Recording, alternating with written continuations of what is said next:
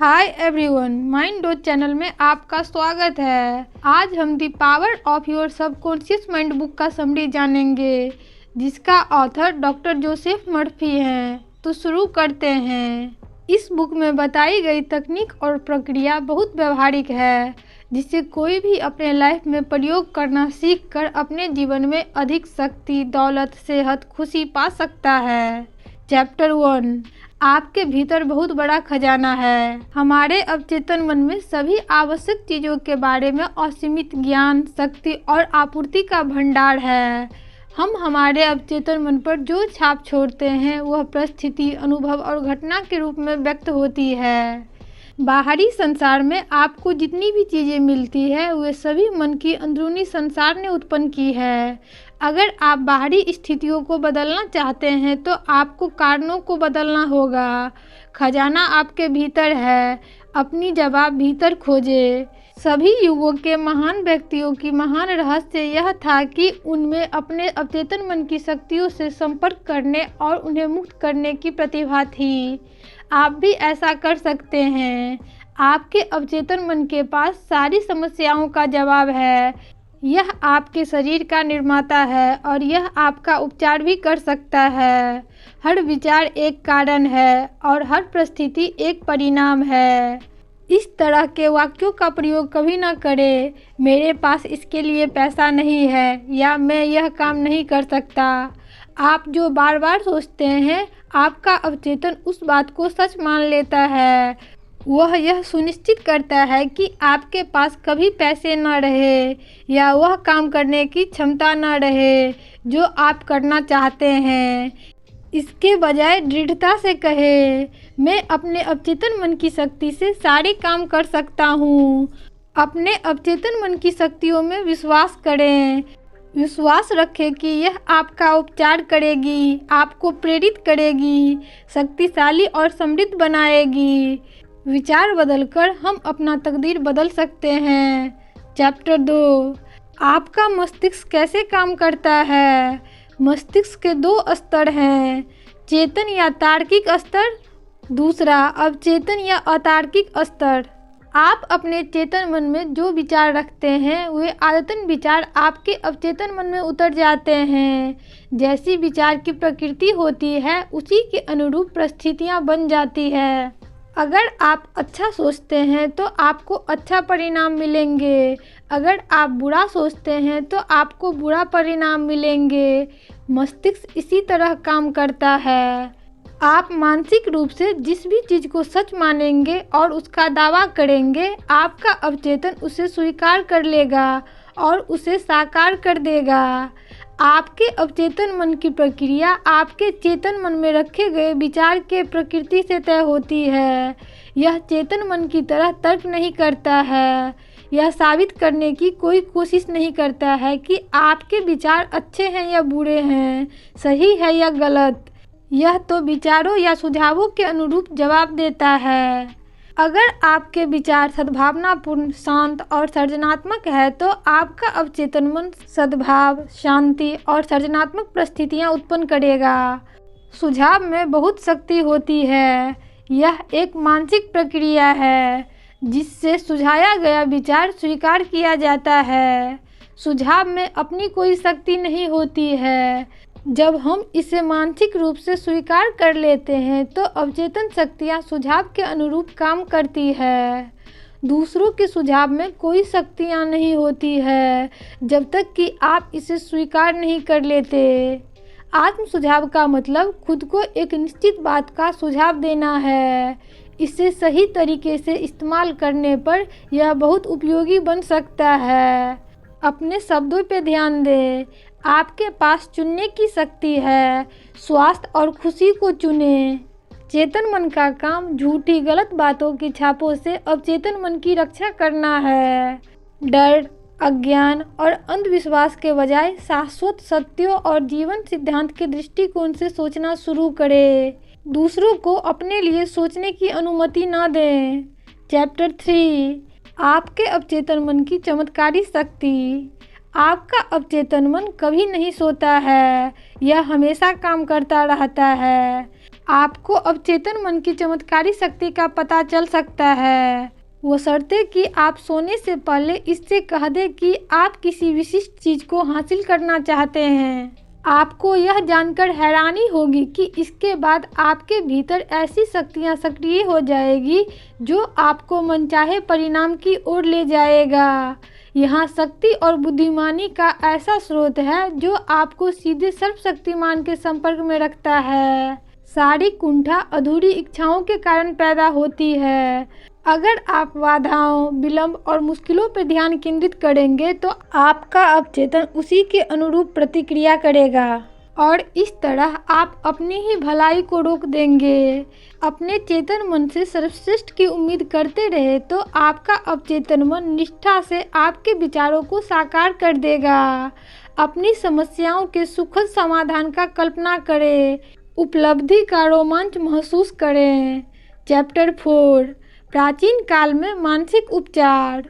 हर महाद्वीप, परिवेश और संस्कृति के लोग जानते थे कि कहीं न कहीं कोई उपचारक शक्ति है जो व्यक्ति की सारी शारीरिक क्षमताओं को दोबारा लौटा सकती है और बीमारी को ठीक कर सकती है। हर देश में ऐसे धर्म स्थल हैं जहां रोगियों का उपचार किया जाता है। वे कल्पना शक्ति और अंधी आस्था के कारण होते हैं जो उनकी अवचेतन मन पर कार्य करके उपचारक शक्ति को मुक्त करती है। सारे रोग मस्तिष्क में पैदा होते हैं। कोई भी चीज तब तक प्रकट नहीं होती जब तक कि उसके अनुरूप मानसिक संरचना न हो। खुद को बार बार याद दिलाएं कि उपचारक शक्ति आपके अवचेतन मन में है। अपने विचार, योजना या आविष्कार की वास्तविकता पर यकीन करें। जब आप ऐसा करेंगे तो यह प्रकट हो जाएगा। उपचार की सिर्फ एक ही प्रक्रिया आस्था है और सिर्फ एक ही उपचारक शक्ति आपका अवचेतन मन है। चैप्टर 5 आधुनिक युग में मानसिक उपचार। आधुनिक मानसिक चिकित्सा इस सच्चाई पर आधारित है कि जैसी आपकी आस्था होगी, अवचेतन मन की प्रक्रिया भी वैसी ही होगी। जानने की सबसे अद्भुत बात यह है कि इच्छित परिणाम का कल्पना करें और इसकी वास्तविकता को महसूस करें। विश्वास रखें कि आपको मिल गया है और यह आपको मिल जाएगा। अवचेतन मन को अपने आग्रह बताने का एक निश्चित योजना बना ले। विश्वास आपके मन का एक विचार है और आप जो सोचते हैं आप उसकी रचना करते हैं। बीमारी या नुकसान वाली किसी भी चीज में विश्वास करना मूर्खता है। संपूर्ण स्वास्थ्य, समृद्धि, शांति, दौलत में विश्वास करें। अपने जीवन में प्रार्थना की शक्ति लागू करें। निश्चित योजना, विचार या मानसिक तस्वीर चुन लें। उस विचार के साथ मानसिक और भावनात्मक तालमेल बनाएं। अपने मानसिक नजरिए के प्रति आस्थावान रहें। आस्था से आप उपचार की शक्ति पा सकते हैं। अंधी आस्था का मतलब है कि उपचारक शक्तियों की वैज्ञानिक समझ के बिना भी सफल उपचार हो सकता है। चैप्टर 6 मानसिक उपचार की व्यवहारिक तकनीकें। आपको पूरे विश्वास से मांगना होगा तभी आपको मिलेगा। मानसिक उपचार की कई तकनीकें हैं। पहला, तस्वीर की तकनीक में इसकी तस्वीर को अपने मन के आँखों से उतनी ही स्पष्टता से देखते हैं जैसे कि यह पहले से ही मौजूद हो। विचार वास्तविक होते हैं और वे एक दिन आपकी दुनिया में अवश्य प्रकट होगी। शर्त सिर्फ इतनी है कि आपको अपने मानसिक तस्वीर के प्रति निष्ठावान रहना होगा। दूसरा, मानसिक फिल्म विधि। इस विधि में आप आस्था से अपने मन में जिस तस्वीर को बार बार रखेंगे, आपका अवचेतन उसे साकार कर देगा। तीसरा, बोडोइन तकनीक। इसमें अवचेतन मन को प्रभावित करने के लिए निष्क्रिय या नींद जैसी अवस्था में पहुंचते हैं, जहां सारे प्रयास कम से कम हो जाएं। फिर चिंतन द्वारा विचार को ग्रहणशील तरीके से अवचेतन तक पहुंचाया जाता है। चौथा, नींद की तकनीक। इसमें सोने से ठीक पहले अपने विचार को बार बार दोहराया जाता है, जिससे अवचेतन इसे बिना अवरोध के स्वीकार कर ले। पाँचवा, धन्यवाद तकनीक। इसमें जो चीज़ हम चाहते हैं उसके लिए इस तरह घोषणा करते हैं जैसे वह पहले से ही है और उसके लिए ईश्वर को धन्यवाद देते हैं। जैसे, परमपिता मेरी दौलत के लिए धन्यवाद। छठा, सकारात्मक घोषणा की तरीका। सकारात्मक घोषणा को दोहराना मस्तिष्क को चेतना की उस अवस्था की ओर ले जाता है जहां यह आपकी कही बात को सच मान लेती है। सातवां, तर्कपूर्ण विधि। इस विधि में विश्वास दिलाते हैं कि रोग आपके अवचेतन मन के झूठे विश्वासों, डरों और नकारात्मक ढांचों के कारण है और विचारों को बदलकर उपचार किया जा सकता है। आठवां, आदेश विधि। जो आप आदेश देते हैं और जिसे सच महसूस करते हैं वह सच हो जाएगा। सद्भाव, सेहत, शांति और समृद्धि का आदेश दें। चैप्टर 7, अवचेतन मन का झुकाव जीवन की तरफ है। हमारे अवचेतन की प्रक्रियाएं हमेशा सृजनात्मक जीवन की तरफ होती है। महान कलाकार, संगीतकार, कवि, वक्ता और लेखक अपनी अवचेतन शक्तियों के साथ सामंजस्य बना लेते हैं और प्रेरित हो जाते हैं। सोने के पहले अपने अवचेतन को अपने समस्या का जवाब खोजने का काम सौंपें। अपने विचारों पर नज़र रखें क्योंकि यही आपकी दुनिया में प्रकट होने वाला है। अगर आपका ब्लूप्रिंट गरीबी, दुख, बीमारी, क्लेश का है तो आप इसे समृद्धि, खुशी, स्वास्थ्य, शांति के ब्लूप्रिंट से बदल सकते हैं। हमारा शरीर हर 11 महीने में नया बन जाता है। हम अपने विचार को बदलकर खुद को स्वस्थ बना सकते हैं। ईर्ष्या, डर, चिंता और तनाव से मानसिक और शारीरिक बीमारियां उत्पन्न होती है। अच्छाई का घोषणा करें और जीवन में खुशी पाएं। चैप्टर 8, मनचाही परिणाम कैसे पाएं। प्रार्थना असफल होने का कारण विश्वास की कमी या बहुत ज़्यादा कोशिश करना है। आपको असफलता से उबरने के लिए अपने सफलता के विचार को अपने अवचेतन को स्वीकृत करवाना होगा। इसकी वास्तविकता को महसूस करें। एक कारण यह भी हो सकता है कि आप मानसिक रूप से कहें, स्थिति बिगड़ती जा रही है, या मेरी इच्छा कभी नहीं पूरी होगा, या मुझे कोई उम्मीद नहीं है। अपने मन में एक स्पष्ट विचार रखें। आपको नए विचार को साकार रूप में पूरी निष्ठा से महसूस करना चाहिए। सफल प्रार्थना के लिए 3 कदमों की ज़रूरत होती है। पहला, समस्या को स्वीकार करें। दूसरा, समस्या को अवचेतन मन के हवाले कर दे। सिर्फ वही इसे सुलझाने का सबसे प्रभावी समाधान जानता है। तीसरा, गहरी विश्वास की शांत अनुभूति रखें कि यह काम हो चुका है। मानसिक दबाव डर का सूचक है। ये प्रार्थना के जवाब को रोकते हैं। जान ले कि हमेशा हर सवाल का कोई न कोई जवाब होता है और हर समस्या का समाधान होता है। सेहत की भावना से सेहत उत्पन्न होती है। दौलत की भावना से दौलत उत्पन्न होती है। कल्पना आपकी सबसे बड़ी आंतरिक शक्ति है। अच्छी और सुंदर चीज़ों की कल्पना करें। चैप्टर 9, दौलत पाने के लिए अवचेतन शक्ति का प्रयोग कैसे करें। अगर आप आर्थिक संकट में हैं तो इसका मतलब यह है कि आपने अपने अवचेतन मन को यह विश्वास नहीं दिलाया है कि आप समृद्धि में रहेंगे। दौलत मस्तिष्क में रहती है। अपनी मानसिकता में दौलत और समृद्धि का विचार रखकर आप दौलत की चेतना विकसित करते हैं। जिसका मस्तिष्क दौलत के विचारों से भरा होता है वह तमाम सुख सुविधाओं में जीता है। आप एक और काम कर सकते हैं। रोजाना 3 से 4 बार 5 मिनट तक 2 शब्द दौलत और सफलता दोहराएं। अगर आप अपने अवचेतन मन को विश्वास दिला दें कि दौलत आपकी है और यह आपके जीवन में हमेशा प्रवाहित हो रही है तो यह आपको मिल जाएगी।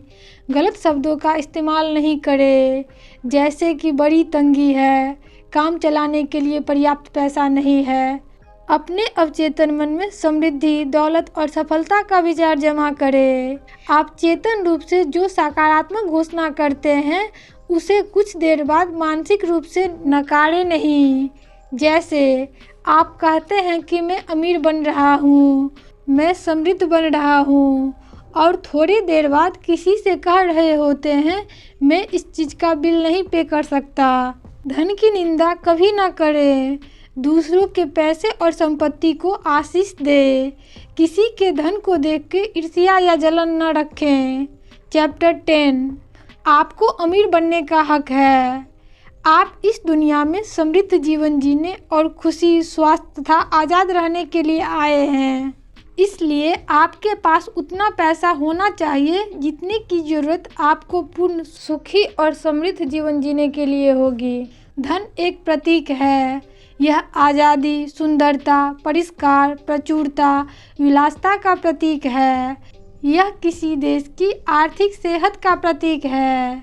जिसने अपने मस्तिष्क को विश्वास दिला दिया कि धन उसके जीवन में मुक्तता से प्रवाहित हो रहा है और हमेशा उसके पास ज़रूरत से ज़्यादा पैसे रहेंगे, उसके साथ ऐसा ही होगा।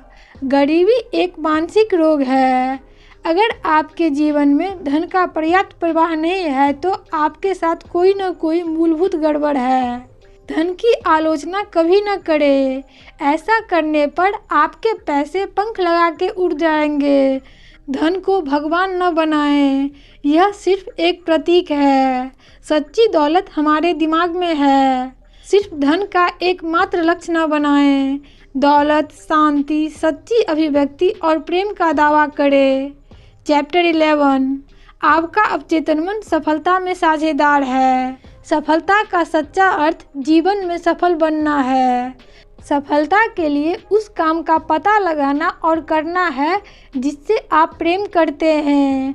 उसके बाद उस काम की किसी विशिष्ट शाखा में विशेषज्ञता हासिल करना और उसमें उत्कृष्ट बनने की इच्छा रखना है। और इसके बाद यह सुनिश्चित करना चाहिए कि आप जो करना चाहते हैं वह सिर्फ आपको ही सफल न बनाए। इससे मानवता को लाभ होना चाहिए। सफल व्यक्ति अपने काम से प्रेम करता है।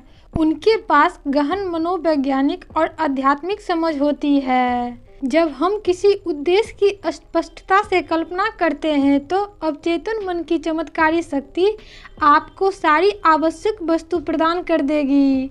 लगातार कल्पना करने से आपके अवचेतन मन की चमत्कारिक शक्तियाँ प्रेरित होती है।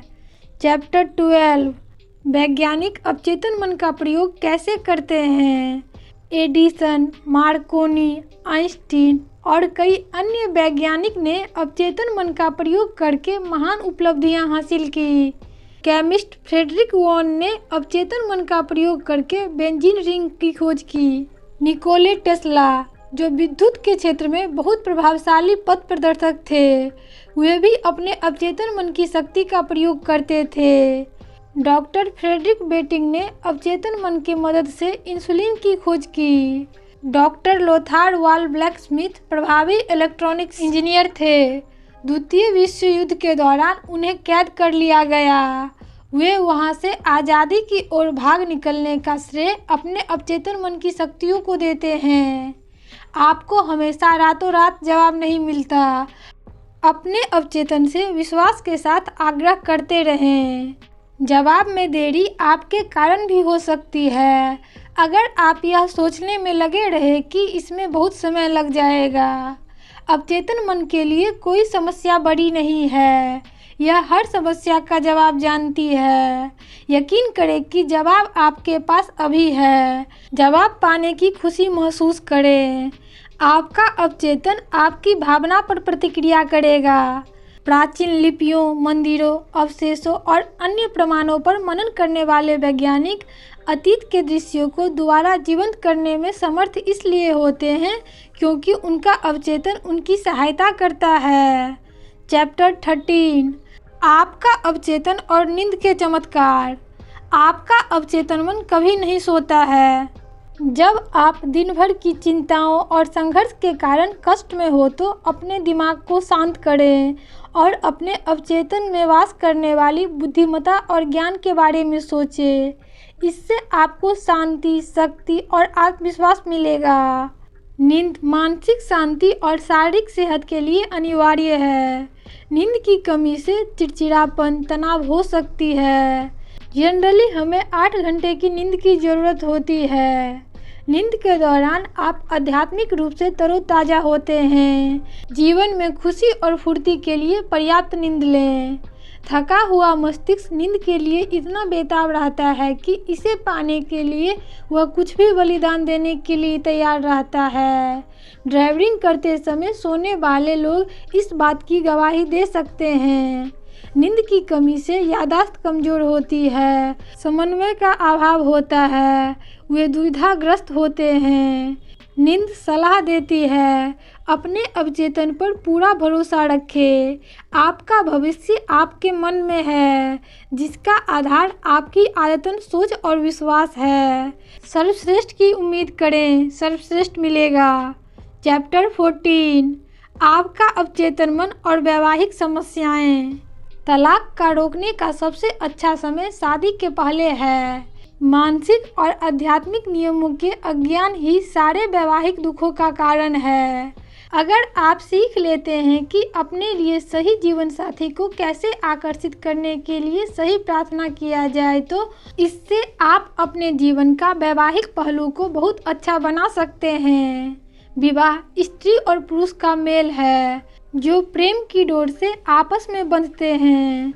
विवाह खुशी की गारंटी नहीं है, फिर भी वे एक दूसरे को खुशी और सुख में योगदान दे सकते हैं।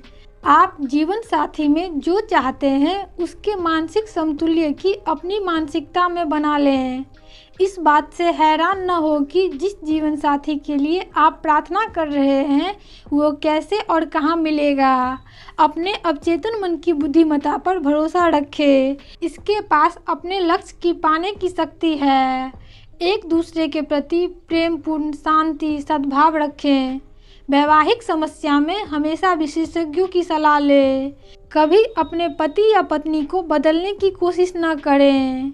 मानसिक रूप से अपने पति या पत्नी की वैसी तस्वीर बनाएं जैसा उसे होना चाहिए। खुशी, सुखी, स्वस्थ, सुंदर, दयालु, प्रेमपूर्ण मानसिक तस्वीर देखते रहें। आप अनुभव करेंगे कि आपका वैवाहिक जीवन स्वर्ग बन चुका है।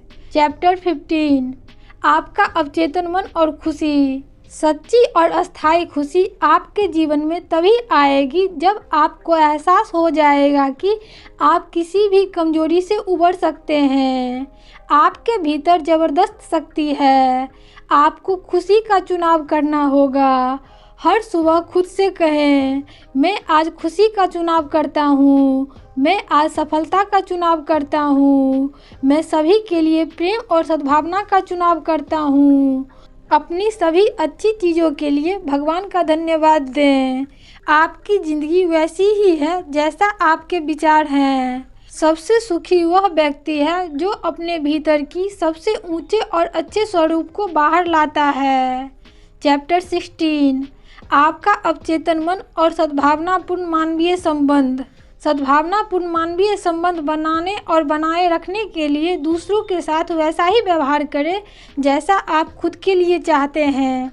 किसी का मूल्यांकन न करें, जो जैसा है उसे वैसे ही स्वीकारें। अगर आप किसी के अहम को चोट पहुंचाते हैं तो आप उसकी सद्भावना नहीं पा सकते। आप जो भलाई करते हैं, दयालुता दिखाते हैं, प्रेम करते हैं, वह कई गुना होकर आपके पास लौटती है। दूसरों के लिए वही कामना करें जो खुद के लिए करते हैं। दूसरे लोग आपको तब तक हर्ट नहीं कर सकते जब तक कि आप उन्हें ऐसा करने की अनुमति न दें। दूसरों की सफलता, प्रमोशन पर खुश हो। ऐसा करके आप अच्छी किस्मत को अपनी ओर आकर्षित करते हैं। चैप्टर 17, क्षमा करने के लिए अवचेतन मन का प्रयोग कैसे करें। क्षमा करना किसी चीज़ के लिए कुछ देना है। दूसरों को क्षमा न करके हम अपने मस्तिष्क में अवरोध बना लेते हैं। हमें क्षमा करना और मांगना सीखना चाहिए। ईश्वर हमें बीमारी, रोग, दुर्घटना या कष्ट नहीं देता है। हम अपने नकारात्मक सोच से उन्हें अपने जीवन में आकर्षित करते हैं। जीवन कभी आपकी निंदा नहीं करता है। अगर आपके हाथ में घाव हो जाता है तो जीवन उसे ठीक कर देता है। अगर कोई आपकी आलोचना करे तो उसे धन्यवाद दें, इससे अपने दोष को सुधारने का अवसर मिलता है। अगर किसी ने आपको चोट पहुंचाई है, आपके बारे में झूठ बोला है, निंदा की है और आपकी बुराई की है, क्या आप उस व्यक्ति के बारे में नकारात्मक विचार रखते हैं? अगर ऐसा है तो अभी तक आपने उसे माफ़ नहीं किया है। उस व्यक्ति के लिए सद्भावना का प्रवाह करें, उसके लिए अच्छी चीज़ की कामना करें। चैप्टर 18 आपका अवचेतन मानसिक अवरोध कैसे हटाता है? हर सवाल का जवाब होता है। जब तक हम अपने किसी विचार या काम को दोहरा के आदत का पैटर्न नहीं बना लेते हैं, वह स्वचालित नहीं होता है। आपके पास चुनने की स्वतंत्रता है। आप अच्छी या बुरी आदत को चुन सकते हैं। जो भी तस्वीर हम अपने अवचेतन मन में बार बार देखते हैं, यह उसे साकार कर देता है। अगर आप सचमुच मानसिक और आंतरिक शांति चाहते हैं तो यह आपको मिल जाएगी। जब आप अपने विचारों को लक्ष्य के साथ एकाकार करने की आदत डाल लेते हैं तो आप लोगों, परिस्थितियों, खबरों और घटना पर विचलित होना छोड़ देते हैं। आपका लक्ष्य शांति, सेहत, प्रेरणा, सद्भाव और समृद्धि है। महसूस करें कि आप में शांति प्रवाहित हो रही है। कई लोग शराबी इसलिए बने रहते हैं क्योंकि वे अपनी समस्या को स्वीकार करने से इनकार कर देते हैं। आस्था रखें, आप अपने गलत आदतों से छुटकारा पा सकते हैं। चैप्टर 19 डर भगाने के लिए अपने अवचेतन मन का प्रयोग कैसे करें? डर लोगों का सबसे बड़ा दुश्मन है। डर ही असफलता, बीमारी और कमजोर संबंधों का कारण होता है। वह काम करें जिसे करने से आपको डर लगता है। डर मस्तिष्क का नकारात्मक विचार है। किसी चीज से लगातार डरने से दहशत और आतंक का एहसास उत्पन्न हो जाता है। नवजात शिशु को सिर्फ 2 ही मूलभूत डर होते हैं, गिरने का डर और अचानक तेज शोर की डर। ये सामान्य डर हैं। सामान्य डर अच्छा है, बाकी सभी डर असामान्य होते हैं। असामान्य डर बुरा होता है। अगर आप असफलता से डरते हैं तो सफलता की ओर ध्यान दें। अगर आप बीमारी से डरते हैं तो स्वास्थ्य पे ध्यान दें। जिन चीज़ों से आप डरते हैं उनका आपके मस्तिष्क के विचारों के अलावा कहीं अस्तित्व नहीं होता है। अपने डरों को तर्क की रोशनी में देखें, उस पर हंसना सीखें। चैप्टर 20 मन में हमेशा युवा कैसे रहा जाए? बुढ़ापा का आपकी आध्यात्मिक शक्ति पर कोई प्रभाव नहीं पड़ता है। आप उतने ही युवा हैं जितना आप खुद को मानते हैं। आपकी उम्र आपकी संपत्ति होनी चाहिए क्योंकि आप इतने वर्षों तक प्रेम, सद्भाव का अभ्यास किया है।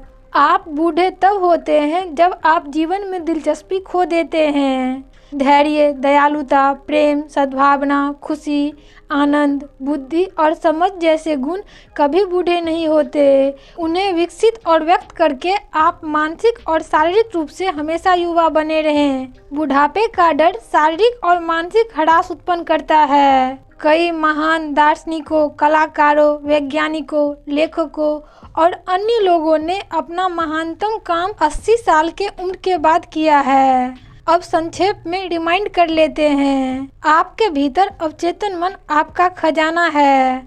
आप मानसिक रूप से जिसे भी सच मानेंगे और जिसका दावा करेंगे, आपका अवचेतन उसे सच कर देगा। अवचेतन मन कभी नहीं सोता है, यह हमेशा काम करता रहता है। हर देश में ऐसे धर्म स्थल हैं जहां रोगियों का उपचार होता है।